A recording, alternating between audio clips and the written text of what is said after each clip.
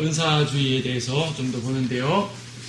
지난 시간에 은사주의 전반적인 모습을 간단히 살펴보았고, 오늘은 그중에서 방언에 대해서 좀 더 집중적으로 볼 텐데, 고린도전서 14장을 중심으로 볼 것입니다. 사도행전과 고린도전서를 간단히 비교해 볼 텐데요. 역시 이 짧은 한 시간 통해서 방언에 대한 문제를 다 설명드릴 수는 없고, 또 방언에 대한 현상들이 워낙 다양하고 워낙 많은 사람들이 방언을 하고 있기 때문에 하지만은 우리가 이렇게 하는 이유는 성경적으로 올바른 걸 잡자는 얘기죠. 막 기도할 때도 이제 들었지만은 우리는 이런 사람이 이렇게 방언하고 이렇게 잘못되었고 이분은 나쁘고 어느 교회 목사는 어떻고 이게 우리의 목적이 되어서는 절대로 안 되는 거죠. 우리는 교리, 올바른 교리, 분별력을 위해서 필요한 겁니다. 분별력을 위해서 저 역시도 과거에 방언을 했었었고 잘못된 것을 깨닫고 하나님의 말씀 안에서 돌이켰었고 또 이 저기 계신 분들 중에서도 일부는 이제 이 은사주의 교회 다니시면서 방언을 하신 분들 계셨겠고 꼭 순복음교회가 아니더라도 우리나라는 많은 교회들이 은사주의에 물들어 있기 때문에 그런 경험을 해보신 분들도 많이 있으리라 여겨집니다. 온라인으로 함께 참여하는 분들 중에서 그런 분들 많이 있을 텐데 하나님 말씀이 무엇을 말하는지 이것을 분명히 깨닫고 그래서 정립하면 될 것 같습니다. 자, 우리가 지난 시간에 사도행전에서의 방언이 어떤 것인지 간단하게 살펴봤었어요. 기본적으로 방언은 믿지 않는 자들에게 주신 표적이라고 그랬고 유대인들의 표적을 구하는 거기 때문에 들으랍시면 믿지 않는 유대인들에게 주시는 표적이라고 그랬었고요. 그래서 사도행전 2장과 10장을 설명드리면서 사도행전 2장은 12사도들의 방언을 했는데 이걸 통해서요 메시아를 믿지 않았던 유대인들이 하나님의 말씀을 듣고 깨달을 수 있는 그러한 상황이 됐던 것이고 그러니까 믿지 않는 유대인들을 위해서 방언으로 말씀을 전한 거죠. 사도행전 10장은 이방인 코넬료가 방언을 했지만 당시에 유대인인 베드로가 이방인이 우리랑 똑같이 구원받아 말도 안 돼 라고 믿지 못했던 그 상황을 믿게 하기 위해서 이방인에게 방언을 하ям으로써 성령께서 임하신 그 모습을 보여주신 거란 말입니다. 그것이 방언의 목적이었다는 얘기죠. 그래서 결과적으로 사도행전에서 방언은 믿지 않는 유대인들을 위한 표적이었고요. 그래서요 방언은 외국어를 통해서 예언을 하는 겁니다. 말씀을 전하는 겁니다. 외국어를 통해서. 그러니까 형태가 외국어일 뿐이지 내용 자체는 말씀을 전하는 거니까 다른 것이 아무 차이가 없어요. 형태만 외국어일 뿐입니다. 그러니까 방언 자체가 초기 그렇게 대단한 게 아니었단 말입니다. 배우지 않은 사람이 어떻게 우리말을 하지? 이거 자체가 표적이었을 뿐 내용은 복음을 전한 거였단 말이죠. 그런데 고린도 교회에서 방언이 좀 문제가 됐었어요. 사실 오늘날도 사람들이 오해하는 게 사도행전의 방언보다 고린도전서의 방언에 더 오류를 많이 범하거든요. 은사주의자들도요. 사도행전 2장의 방언이 외국어라는 건 대부분 알아요. 은사주의라고 그 정도 모르진 않아요.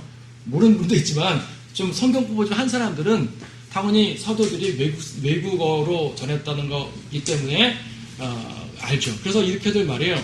사도행전의 방언은 대인 방언, 사람에게 하는 방언이었고 고린도전서의 방언은 대신 방언, 하나님께 하는 방언이다. 이렇게들 구분해서 말해요. 은사주의자들이.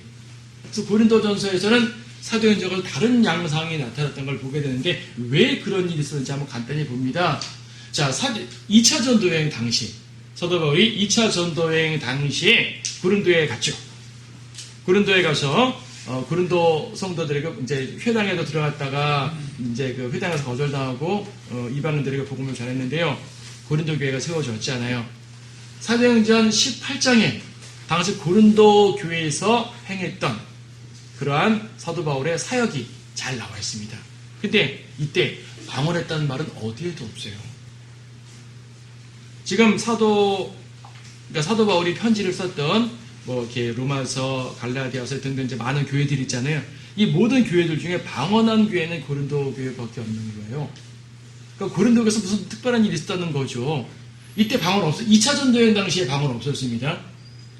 3차 전도여행 당시에 고린도에 가기 전에 에베소에 있었어요. 3차 전도여행 당시에 그러니까 에베소에 있다가 나중에 고린도를 가게 되거든요. 에베소에서 편지를 쓰는 게 고린도전서예요. 에베소에서 고린도전서를 쓰고 조금 더 위로 올라가 마케도니아에서 고린도 후서를 쓰고 그 이후에 고린도 교회를 방문하게 됩니다. 근데 고린도 전서를 썼던 이때에 방언 문제가 됐다는 거예요. 이때. 그러니까 2차 전도여행 당시에는 고린도 교회에 방언이 없었어요.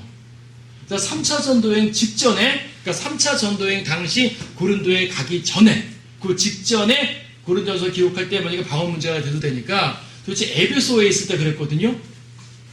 그때 어떤 일이 있었냐면 사도행전 19장 보니까 같은 이때 이 사이에 무슨 일이 벌어진 거죠. 이 사이에 언제 벌어졌는지 우리가 알 수가 없는데 추론을 하려면 성경도 가끔 이제 논리적 추론을 가능합니다. 에베소에서 유대인 제자들이 나와요. 사도행전에 2장과 10장에서의 방언을 사례를 말씀드렸는데 사도행전에서 19장에도 방언 사례가 한 번도 있습니다. 사도행전 19장 말씀 보게 되면요. 19장에서 1절 보니까 아폴로가 고린도에 있을 때 바울이 북부지방을 경유하여 에베소로 와서, 그러니까 아직 바울은 고린도에 간 게 아니에요. 아폴로라는 사람은 고린도에 갔고 바울은 에베소에 있습니다. 이때 어떤 제자들을 만났습니다. 너희가 믿은 후에 성령을 받았느냐라고 하니 그들이 말하기를 우리는 성령이 있다는 것조차 듣지 못했나이다. 그러니까 그들이 말하기를 그러면 무슨 침례를 받았느냐 하니 그들이 말하기를 요한의 침례입니다. 그래서 여기서 말하는 제자는 이방인 제자예요, 유대인 제자예요. 요한의 침례를 받았다고 말합니까? 유대인 제자예요, 이방인 제자예요? 유대인 제자죠. 유대인 제자인데 지금 에베소에 있는 사람들입니다. 이 사람이 유대 땅에 계속 있었으면 예수님 사건을 알았을 거예요. 이방 땅에 있으니까 예수님 사건을 몰라요, 지금. 모르는데 요한의 침례를 받았어요. 그러니까 이 에베소 지방에 있던 이 특별한 유대인 제자들은 요한이 사역했던 어느 순간에 유대에 방문했던 거예요. 요한의 설교를 듣고 너무 감동적이었던 거죠. 그럼 우리가 회개해야 돼. 이런 일을 하고 이제 요한의 침례를 받고 우리가 이제 올바르게 살아야지. 또 요한이 전한 거 보니까 하나님의 말씀 통해서 구약도 깨닫게 됐고 이거 다시 에베소에 와서 자기들이 하나님 올바르게 믿고 살았던 거예요. 근데 바울을 만났더니 성령님이 있는 것조차 모르는 거죠. 그래서 바울은 지금 4절에서 요한은 정령 회개의 침례를 주면서 백성들에게 자기 뒤에 오시리 즉 곧 그리스도 예수를 믿어야 한다고 말하였노라 하니 이들이 예수님을 믿고 침례를 받은 거예요. 그렇죠? 이분들은 지금요, 이 제자들은 아직 예수님 믿었던 사람들이 아니었던 거죠. 예수님 믿지 않았고 요한의 침례만 알고 살았었는데 바울을 만나서 예수님에 대해서 정말 제대로 된 복음을 들은 거예요. 그리고 구원받고 침례 받았는데 성령께서 임하시고 방언을 했습니다. 사실 이때 사도행전 19장이면 한참 뒤에 왔기 때문에 방언을 안 해도 돼요. 왜냐하면 바울이 유대인의 회당에 주로 많이 갔었고 유대인의 회당에 갔을 때 구원받은 유대인들이 여러 생겼는데 그들에게 일일이 안수해가지고 침례줘서 방언하게 한 거 아니었거든요. 이때 안 해도 됐어요. 이들은 지금 유대 땅에 왔었고요. 사실 이들은요 사도행전 2장에서 베드로에게 회심했어야 되는 사람들이에요. 그때 예루살렘에 와서 베드로 설교 듣고 회심하고 성령의 역사를 체험하고 했었잖아요. 그때 했어야 되는 사람들이 이때 한 거죠. 자, 문제는 이 에베소의 유대인들이 고린도로 건너갔다는 기록 자체는 없어요. 그런데 2차 전도여행 때는 고린도에 갔다가 에베소로 갔고 3차 전도여행에서는 에베소에 갔다가 고린도로 갔거든요. 다시 한번 에베소와 고린도가 상당히 밀접한 동네입니다. 제 지도를 그려놓지 않았는데 여러분 지도 많이 설명드렸으니까 기억해 보세요. 3차 전도여행 당시 에베소에서 바다로 바로 건너가지 않고요. 저렇게 이 북쪽으로 올라가서 마케도니아를 통해가지고 고린도로 갑니다. 그런데요. 에베소에서 바닷길 건너면 금방 고린도예요. 바울도 그렇게 다녔던 적이 있었고 아폴로도 그렇게 갔을 것이고 많은 사람들이 에베소 교회와 고린도 교회는 상당히 밀접한 관계가 있어요. 그리고 아무리 표적으로 방언을 주셨다 하더라도 한 번 받은 방언이 표적 한 번 딱 하고 딱 끝나는 게 아니란 말입니다. 계속 했을 거예요, 그 사람들은. 그리고 이 사람들이 직접 고린도에서 전파했다는 그런 말은 없지만 정황상 이들 이외에는 고린도 교회에 방언을 할 만한 정황이 아무것도 없었어요. 바울도 고린도 교회 2차 여행 때 방언 없었고요. 3초 전도행 가기 전에 지금 고린도 교회에 방언이 등장했으니까 도대체 누가 여기에 방언을 전파했냐는 말이에요. 힌트는 지금 사도행전 19장에 이 유대인 제자들밖에 없어요. 이들이 어떤 악한 마음으로 한 건 아니었을 거예요. 또 이들이 직접 해냈다는 직접적인 증거는 없어요. 하지만 이 이외에 어떤 누구도 고린도 교회에 가서 방언을 하게 하는 상황이 없는 거예요. 중요한 건 고린도 교회에서의 방언은 사도행전 2장이나 이런 것처럼 누군가에게 복음 전파하기 위해 사용되지 않았다는 얘기죠. 전혀 다른 방식의 방언이 등장한 거예요. 전혀 다른 방식의 방언. 자, 어떻게 등장해서 어떻게 됐습니까? 네, 사도행전과 전혀 다른 양상의 방언을 하고 있거든요. 고린도전서에서의 방언이 어떠냐면은 고린도 14장을 갖다 보세요. 4장을 놓고 간단히 설명을 보면서 볼 텐데요. 고린도전서 14장에 보게 되면은 뭐라고 사도 바울이 말하냐면 사랑을 추구하라. 영적인 은사들을 열망하되 특별히 예언을 할 수 있도록 하라. 예언과 방언을 분리해서 설명합니다. 2절도 이는 알지 못하는 방언으로 말하는 사람은 사람에게 말하지 아니하고 하나님께 하는 것이라고 말하고 있고요. 3절에서 그러나 예언은 사람들에게 말하는 거라 말합니다. 4절도 알지 못하는 방언은 사람을 자신을 세우나 예언하는 사람은 교회를 세운다. 방언과 예언을 지금 분리해서 설명하고 있어요. 사도행전 2장 4장은 분리가 아닙니다. 말의 형태만 외국일 뿐이지 내용은 예언이었어요. 설교였단 말이에요. 그런데 고린도 14장에서는 방언과 예언을 지금 사도 바울이 분리해서 설명하고 있습니다. 그렇죠? 원래 방언은 예언의 한 형태였을 뿐이에요. 외국으로 말씀 전파. 근데 더 이상 유대인들을 위한 표적으로 사용되지도 않아요. 분명 고린도 전서 14장에서 방언을 믿지 않는 자들의 표적이라, 고린도서 1장에서 유대인들은 표적을 말한다 라고 말함에도 불구하고 실제로 고린도전서 14장에서는 유대인들을 위한 표적으로 사용되고 있지 않았습니다. 대신 성령 받은 것을 자랑거리로 사용됐었죠. 고린도 교회에서는 1장 2장부터 나는 누구에게 속했다, 나는 누구에게 속했다, 그리고 서로 자랑하는 일들이 끊이지 않았다고 사도 바울이 고린도 교회에 계속 책망을 하고 있잖아요. 전서후서에서 책망하고 있습니다. 성령 받은 것도 자랑거리가 되네요. 이게 왜 자랑거리죠? 그래서 고린도후서 1장인가요? 성령의 기름 부음 받는 것은 특별한 사람들을 받는 게 아니라 모든 성도들을 받는 거라고 말하고 있어요. 구원 받으면 누구에게나 성령께서 들어가시잖아요. 당연히 사도행전 초기 시대에 성령의 강력한 역할을 눈으로 보이게 알려주기 위해서 외적인 표적이 등장한 것이지, 사실은 성령께서 오순절로서 내주하시게 된 거거든요. 여러분 모두 성령님이 내주하시죠. 구원 받는 순간 성령 받은 거예요. 성령님이 오신 거죠, 그렇죠? 성령님 내 안에 들어가 계시다고요. 결코 떠나지 않으신다고요. 이게 성령의 기름 부음이에요. 성령 침례고요. 은사를 주자들은 성령의 기름 부음이나 성령 침례를 외적인 역사로, 특히 방언을 그렇게 말하는데 전혀 아니라는 얘기죠. 그건 자랑거리가 아닙니다. 구원받는 게 무슨 자랑거리예요? 주님의 영광이죠. 그렇죠? 만약 구원을 자랑이라 말한다면 그건 행위 구원자예요. 에베소 2장 8절 9절 행위로 구원받았다는 자들이 자기를 자랑하는 거죠. 은혜로 구원받은 사람은 자랑할 게 없죠. 주님의 영광일 뿐이죠. 성령 받은 건 자랑이 아니에요. 감사한 거죠. 또 특히 고린도전서에서는 방언이 기도의 형태로 사용되었어요. 사도행전에서는 방언이 뭐로 사용되었어요? 전파의 형태로 사용됐고, 그것은 기도 형태로 사용됐어요. 그게 정상적이냐? 아니에요. 방언을 표적으로 주신 목적 자체가 아니에요.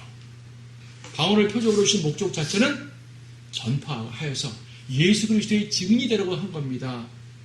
믿지 않는 자들에게 표적을 나타내서 믿게 하는 것이 목적이지, 믿는 사람들 안에서 성령 받은 걸 자랑하는 것을 왜 그런 걸 주셨겠어요? 성령님이 오신 목적 자체가 아닌 거예요, 지금. 그럼 뭡니까? 고린도전서의 방언은 변질된 방언입니다. 사도행전에서의 방언은 정상적 방언인데, 고린도전서에서의 방언은, 특히 14장 방언은 변질된 방언이에요. 정상적 방언이 아니에요. 아까 말한 에베소에서 구원받은 유대인들이 전파했다 할지라도 자기들은 정상적으로 받았다 하더라도 이것으로 전파하는 데 사용되지 않다 보니 편집될 수밖에 없는 거죠. 그래서요, 아무도 알아들을 수 없는 말이 되어버렸어요. 그래서 이 킹잼성에 보게 되면 알지 못하는 방, unknown tongue이라는 표현을 쓰고 있어요. 그래서 unknown이라는 말을 킹잼성에 보게 되면 이태리어로 되어 있는데 이 말은 원어에는 안 들었다는 얘기예요. 원어에는 이 말이 없지만은 문맥적으로 정확하게 설명을 해준 거예요. 킹잼성에서 unknown tongue로. 그래서 대부분 unknown tongue은 단수로 되어 있고요. 예외가 있지만 대부분 unknown tongue은 단수로 되어 있고 그냥 방언들, 외국어 방언은 방언들로 보통 표현을 합니다. 그렇게 빅 차이를 두셔도 큰 무리가 없어요. 약간 예외가 있지만. 자, 지난 시간에 말한 것처럼 미국에서 처음 방언이 시작됐을 때 말입니다. 그들의 간증은 이런 내용이 있어요. 우리가 방언을 했더니 보헤미아 사람이 알아듣더라. 그러니까 자기가 외국에 했다고 말하는 거예요. 글쎄요. 그럴 수도 있었겠죠. 근데요, 만약 그게 사실이라면은 1930년대에 은사주의 선교가 우리나라에 들어오거든요. 30년대에 최초의 서빙고 교회인가 은사주의 교회가 생겼다고 말씀드렸었는데 그때 들어온 선교사들이 한국어 방언을 봐서 들어온 거냐? 아니었어요. 한국어 방언을 봐서 들어왔어야 되는 거 아니에요? 그들의 말에 맞다면? 지금도 많은 은사주의자들이 선교한다고 합니다. 그럼 거기 가서 방언 받고 하면 되죠. 외국어 공부 왜 해요? 말이 안 되는 겁니다. 그래서 고린도전서에서의 방언은 알지 못하는 방언이에요. 자기 자신은 알았을까? 글쎄요. 이것은 이제 여기 대해서는 신학자들마다 그러니까 방언을 반대하는 우리 쪽 신학자들마다 자기는 알지만 다른 사람은 몰랐다. 이렇게 주장하는 분도 계시고 자기도 모르는 말이다. 라고 주장하는 분도 계신데 어떻게 봐도 우리가 말하는 교리에는 차이가 없어요. 저는 후자라고 생각을 하는데 아마 자기도 몰랐을 거예요. 제가 방언했던 그 시절의 말입니다. 제가 방언을 하면서 내가 무슨 기도를 했는지 스스로 추측을 하는 거예요. 무슨 말인 거 아니? 내가 어떤 상황을 놓고 기도할 거 아니겠어요? 그래서 우리 아버지 병을 낫게 해주십시오라는 그 마음을 간직하고 방언을 기도하면 내 방언이 뭔 말인지 모르지만 우리 아버지 병 낫게 해주세요. 요 말이겠구나 라고 생각을 해요. 이게 추측이에요. 대부분 그래요. 그러니까 제대로 통역을 하면 문장 구조 그대로 영어를 한국말로 통역하면 문장 구조 그대로 번역 해석이 되는 거잖아요. 의역을 할지언정. 그럼 방언도 그렇게 돼야지 통역의 은사가 되는 건데 그것이 아니라 내가 하는 기도 이러한 상상을 하면서 방언하면 내 방언이 그런 내용일 거야 라고 상상을 하는 거죠. 실제로 은사주의자들 그렇게 해요. 그러니까 자기도 모르던 말일 거예요. 대부분. 알지 못하는 방언이라고요. 여기 2, 4, 13, 14, 19, 27절 몇 개 써놨는데 알지 못하는 방언. 그래서 이 방언을요. 이 사람들은 더 이상 전파의 형태로 사용하지 않고 기도의 형태로 사용했어요. 14장 22절 말씀. 제가 이 방언이 변질된 거라 말하는데 변질된 이유를 이걸 보시면 알아요. 22절 말씀에 그러므로 방언들은 믿는 사람들을 위한 것이 아니라 믿지 않는 사람들을 위한 것이라 표적이라 그랬죠. 자, 믿지 않는 사람을 위한 표적이에요? 그러면 방언을 하게 되면 누군가 그것을 보고 예수를 믿어야죠.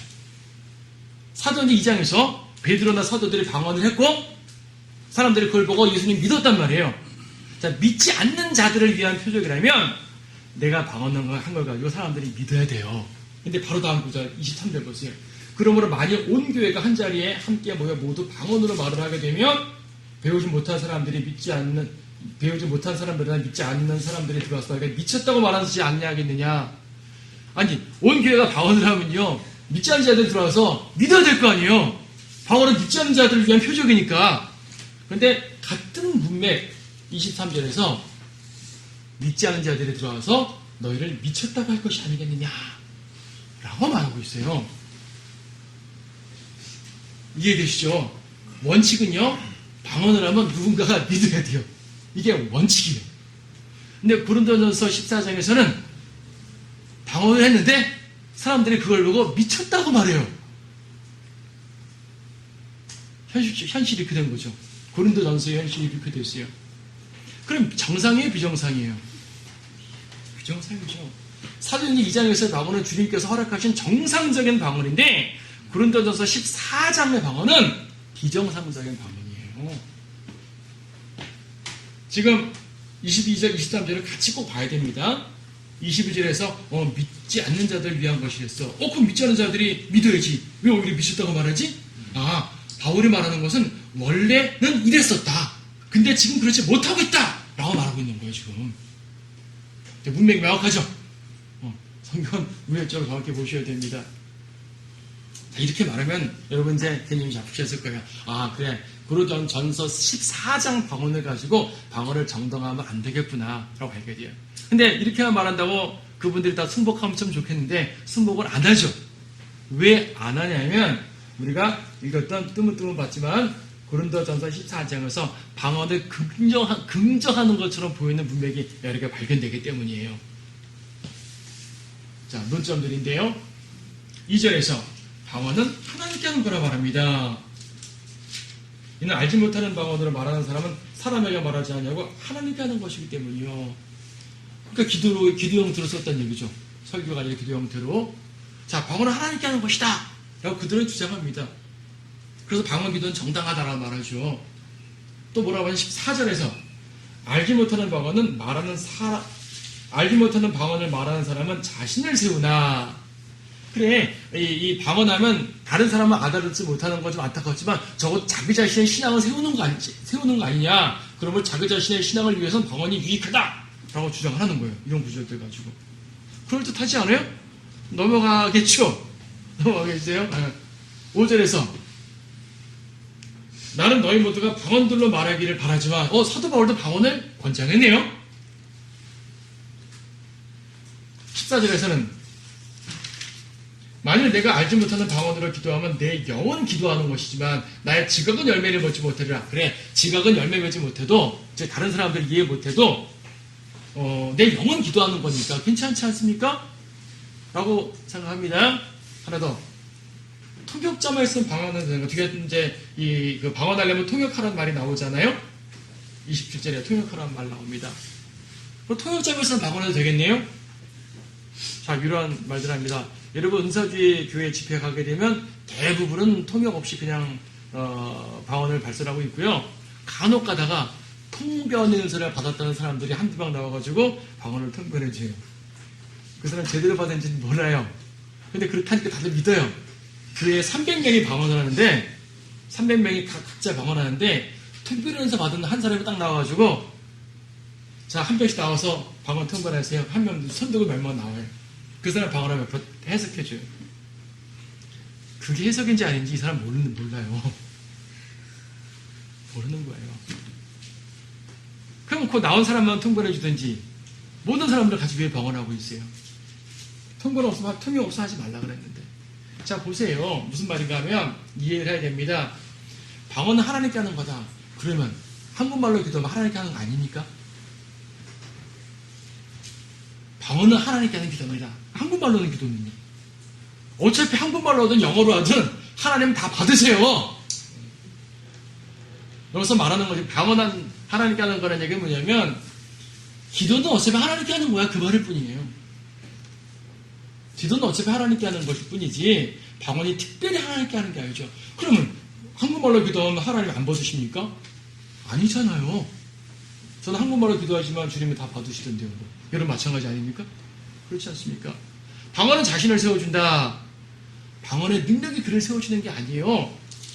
어떤 언어로 기도하든 그 기도가 정상적으로 주님께 받아들여지게 되면 하나님이 세워주시는 거죠. 바울은 방언을 권면했는가? 18절은 바울 스스로도 나는 많은 방언을 했다. 당연히 사도 바울은 방언들을 많이 했죠. 외국어. 사도 바울은 알지 못하는 방언을 한 게 아니라요. 정상적인 방언들을 많이 한 거예요. 히브리어 했겠고, 그렇죠. 헬라어 했겠고, 당시엔 시리아어를 썼으니까 시리아어 했겠고, 로마 시민권자니까 라틴어 했겠고, 그렇죠. 그 다음에 각 지역마다 다니면서 전도했으니까 지역 언어들 했을 것이고 어느 정도는 또 로마서로 그다음에 스페인까지 가는 계획이 있으니까 정말 갔었다면 스페인어도 했을 것이고 고대 스페인어 했을 것이고. 그래서요 사도 바울은 많은 방언들을 했습니다. 그런 건 권면하죠. 그런 방언은 권장합니다. 여러분 선교사로 가고 싶으신 그러한 그 비전이 있는 분 계세요? 그럼 그 선교지에 대한 언어를 어느 정도는 최소한 숙달하고 있어야죠. 그러지 않으면 선교 갈 수가 없죠. 초청받아서 통역을 통해서 복음을 한두 번 잘할 수 있지만 그건 한두 번이지 3주에 한 번 살 수 있는 건 어차피 아니잖아요. 그래서 방언은 영어로 기도하는 것인가? 왜 방언만 영어로 기도하는 겁니까? 한국말로 기도해도 영어로 기도하는 거예요. 무릇 하나님께서 받으시는 모든 기도는 영어로 하는 겁니다. 하지만 하나님이 받으시지 않는 기도, 하나님의 뜻대로 하지 않는 기도는요, 방언 아니라 방언 할아버지를 기도도 하나님 안 받으세요. 영어로 기도하는 거 아니에요. 예수님은 영과 진리로 경배하라 그랬죠. 그럼 방언하며 경배하란 말입니까? 아니잖아요. 성령 충만을 힘입어서 거듭난 성도들이 성령 충만을 힘입어 기도하고 찬양하고 할 때는 경배할 때는 다 영으로 하는 거예요. 여러분들은 오늘도 영으로 기도했어요. 영으로 찬양했고요. 영으로 경배했고요. 수시로 그렇게 하고 계신다 여러분들은. 그게 영으로 기도하는 겁니다. 자기의 방언을 정확히 통달할 사람은 없어요. 자, 그럼에도 불구하고 이런 말들을 보게 될 때, 어쨌든 간에 이렇게 설명을 하더라도 방언 자체를 금지하는 건 아니지 않습니까? 라고 말하는데요. 여러분, 고린도전서 14장의 문맥을 알아야 돼요.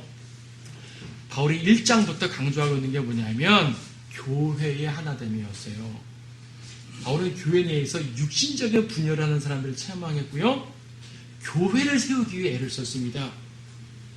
바울의 고린도전서에서의 관심은 고린도 교회 지역교회였어요. 다른 서신서에서도 지역교회 강조했지만 특히 고린도 교회에서는 그랬다고요. 그러므로 교회에 덕을 끼쳐라가 이 모든 말씀의 포인트입니다. 그게 이런 거죠. 방언이 너한테 유익해? 그래, 너한테 유익할지 모르지. 하지만 교회는 유익하지 않잖아. 그러니까 하지 마. 이 말입니다, 여러분. 방언이 너를 세워줘? 그래, 너 세워줘. 그래, 그렇다 쳐. 하지만 교회 세워주지 않잖아. 그러니까 하지 마. 이 말이라고요.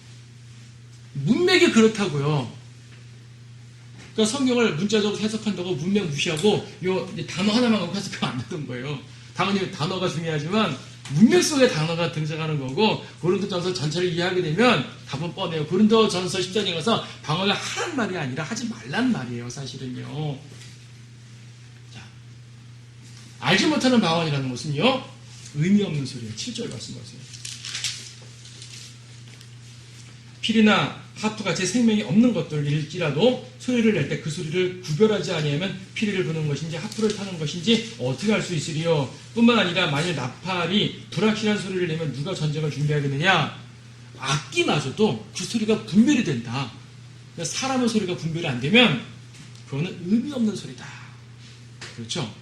그 사람들은 이런 말을 무시하고 알지 못하는 방언으로 말하면 하나님께 하는 거니까 좋은 거야. 알지 못하는 방언은 자신을 세우는 거니까, 알지 못하는 방언은 영으로 하는 거니까 좋은 거야 라고 생각하는데 7, 8절 보게 되면 그거는 헛된 소리구나, 의미 없는 소리구나 라는 걸 알고 있어요. 바울이 이걸 말하고 싶은 거예요. 지금 일일이 다 책망하지 않고 그래 오케이 100번 양보해서 그 말에 맞다 쳐. 하지만 교회에서는 유익하지 않잖아. 하지 마. 이 말을 지금 계속하고 있는 거란 말입니다. 바울은요. 자, 11절 보면 더 극단적인 말을 썼습니다. 11절, 그러므로 내가 그 말의 뜻을 알지 못하면 말하는 그 사람에게 나는 야만인이 되고 말하는 그 사람도 나에게 야만인이 되리라. 방언하는 사람 앞에 있으면 나는 야만인이 되는 거예요. 거꾸로 방언하는 사람도 나에게 야만인이 되는 거죠. 자, 그 사람이 방언으로 말하지 않고 한국말로 하면요 서로 간에 문명인이에요. 우리는 문명인이 되어야죠. 알지 못하는 말을 저한테 하게 되면 야만인이에요. 이런 방언하는 자들, 죄송 말씀이지만 혹시 이 방송을 듣는 분 중에, 이 영상을 듣는 중에 방언하신 분들 죄송하지만 성경은 여러분들을 야만이라고 말하고 있습니다. 그렇잖아요.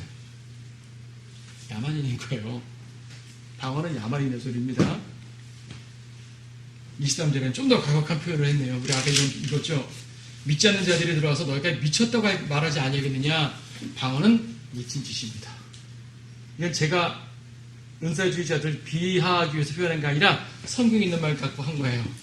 방언은 의미 없는 소리고요. 방언은 야만인의 소리고요. 방언은 미친 짓입니다. 사실이잖아요. 성경 있는 대로 말하면 그렇습니다.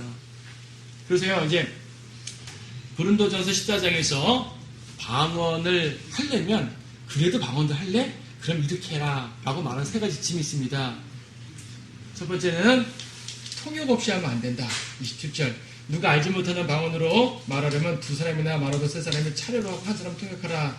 만약 통역하는 자가 없거든 교회에서는 조용하고 자신과 하나님과 말하라. 통역 없이는 하지 말라는 얘기입니다. 이 말은 뭐죠? 통역하는 사람이 있으면 하란 말은 그 말이 외국어란 말입니다.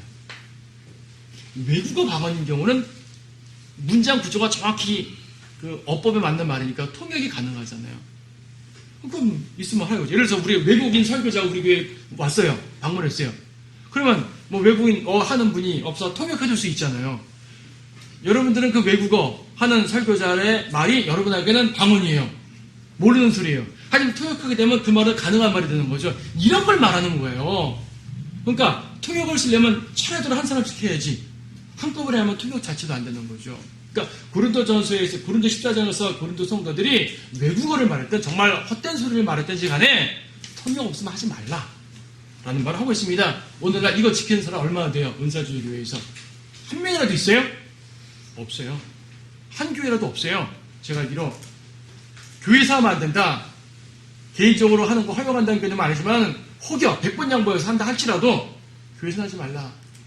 자, 은사주의 교회들 여러분 집에서는 방언하시 교회에서 하지 마세요. 이렇게 말하는 목사가 간혹 있더라고요. 보니까 은사주의를 강조하지 않는 교회들 간혹 그렇게 말하는 분들이 있어요. 이 사람들은 어쨌든 고린도전서를 지키려고 나름 애를 쓰는 건데 이러한 교리를 제대로 알지 못하고 그냥 이렇게 구겨지책으로 하는 말일 뿐이죠. 교회에서 다들 하잖아요. 은사주의 교회들에서.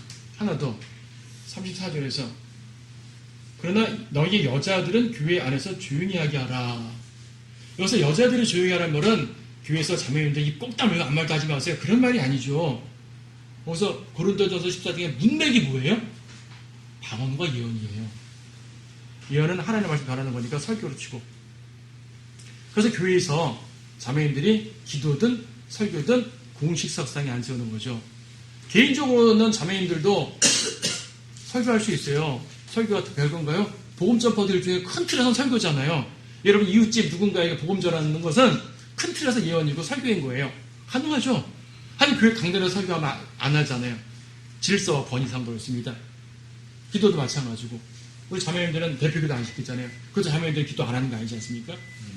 이 둘만 교회라는 질서 속에서 규정을 짓는 것이지 자매님들도 교회에서 얼마든지 교제하시고요. 얼마든지 찬양하시고 하고 자매님도 특성하셨잖아요. 얼마든지 하시고요. 어떤 분들은 이걸 너무 과도하게 적용해가지고 자매들은 성도들에 모여서 정말 아무 말도 하지 말고요. 거의 이렇게 조용히 하고 성경전 얘기 하시지 마세요. 라고 말하는 사람이 있는데 그건 아닙니다. 사도행전 18장 19장 보게 되면 프리스킬라와 아킬라. 아킬라와 프리스킬라. 아킬라가 남편이고 프리스킬라가 부인이거든요. 이 부부가 아폴로를 가르쳤어요. 부부가 아폴로를 양육했다고요. 물론 주로 아킬라가 얘기했겠지만 남편이 얘기했겠지만 프리스킬라도 많은 조력을 하고 도와줬어요. 그러니까 자매들이라고 해가지고 성경적인 말 하지 말라는 거 아니라니까요. 저는 가끔 자매님들이 지적하는 말도 겸허히 듣고 그렇구나 살펴본다니까요. 안 그러면 안 되죠. 교만한 거죠. 자매님들을 어디 무시하는 거. 인격적으로 자매님들이 한 단계 낮은 사람들이 아닌데 교회 질서적으로만 그러는 거지. 자, 문맥이 뭐예요? 그래서 여자들이 조용히 하라는 말은 문맥적으로 예언과 방언이에요. 그러니까 교회에서 자매님들 방언하면 안 됩니다. 근데 대부분의 교회에서 방언을 여자들이 더 많이 하죠. 절대 다수를 많이 하잖아요. 제가 본 분만 해도 그렇습니다. 대부분 여자들이 많이 방언을 하더라고요. 비성경적이죠. 이걸 지키면서 방언을 한다면 그래 뭐 같이 안 할게라는 말이지 허용하는 말이 사실은 아니에요. 자, 문맥을 보면 알아요. 방언을 하란 말이지 말란 말이지. 고린도전서 14장은 사도행전에서 말하는 원래 방언의 의미와 많이 변질된 거다. 그 중에 외국어를 하는 사람도 있겠지만 알지 못하는 헛된 말들을 하는 사람도 꽤 많았는데 그들이 교회를 어지럽히고 있었다. 그들에게 바로잡는 지침을 주는 것이다. 그것이 고린도전서 14장임으로써 방언을 하지 말라는 것이 14장의 문맥입니다. 네, 그렇죠. 그래서 이제 사도 바울은 교회를 문맥으로 삼아서 교회의 포인트를 두고 말하는 게 이렇게 말하는 거지 개인적 방언을 허락하는 것은 아니라는 사실 차원을 아셔야 됩니다. 마지막으로 그럼 예언이라고 해서 무엇인가? 성경의 권면은 예언을 하라고 말하고 있어요. 예언을 하라고. 12장 끝에도 최상의 은사들을 열망하라고 말하였으면서 13장은 사랑을 언급했습니다.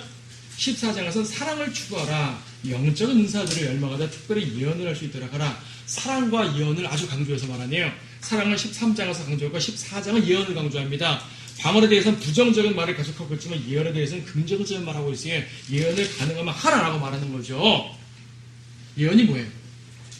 예언은 하나님의 말씀을 첫째 하나님의 말씀을 받아 말하는 것이고 둘째 미래를 말하는 거예요. 그래서 하나님의 말씀을 받아서 미래를 말하는 것이 예언입니다. 구약에 그랬어요. 이사야 하나님의 말씀을 말해서 자기 말한 거 아니잖아요. 그렇다고 평상시적인 어떤 게 교훈적인 말을 한 게 아니라 예언을 했잖아요. 어떤 예언을 했습니까? 너희가 하나님의 말씀을 지속적으로 거절하면 멸망한다. 미래잖아요. 예언 맞죠? 근데 회개하면 회복한다. 미래죠. 예언이죠. 예언은 항상 미래적 요소가 있어요. 그래서 이거 다른 시간도 한번 언급 들었을 거예요. 대언이라고 표현하면 안 돼요. 큰 틀에서는 대언도 틀린 말은 사실 아니에요. 하나님의 말씀 전하니까 대언은 대언이죠.